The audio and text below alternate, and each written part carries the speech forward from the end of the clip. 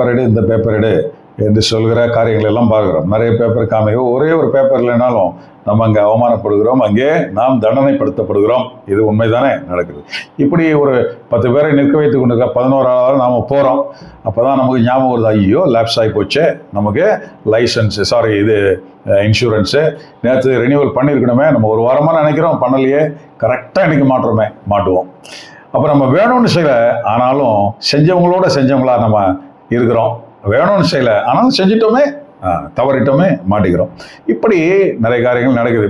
அன்னைக்கு பார்த்து நம்ம ஹெல்மெட்டும் போடாமல் போயிட்டோம். அடடா எப்பவுமே ஹெல்மெட் போடுவோம், அன்னைக்கு மட்டும் ஏதோ ஞாபகத்தில் வந்துட்டோமே ஹெல்மெட்டும் போடலாம், அப்போது சேர்ந்து போச்சு எமிஷன். ஐயோ இப்படி சேர்ந்து போய் விடுகிறது. ஆகவே நான் ரொம்ப கரெக்டு தான், ஆனால் அன்னைக்கு மாட்டினவங்களோட நானும் ஒரே மாதிரி அங்கே மாட்டிக்கிட்டேன். மனசார நான் இந்த தப்பை பண்ணலை, ஆனால் அவங்க மாட்டிருக்கிறது ஒரே மாதிரி இருக்குது. இப்போ நானும் பண்ணினோம் தானே. ஆமாங்க, அப்போ நானும் தப்பு தான் பண்ணிட்டேன்.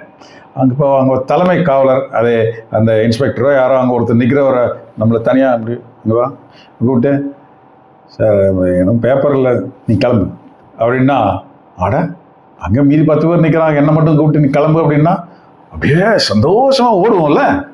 ஓடிடுவோம். அப்போது ரொம்ப பெரிய சந்தோஷம் கிடைக்கும்.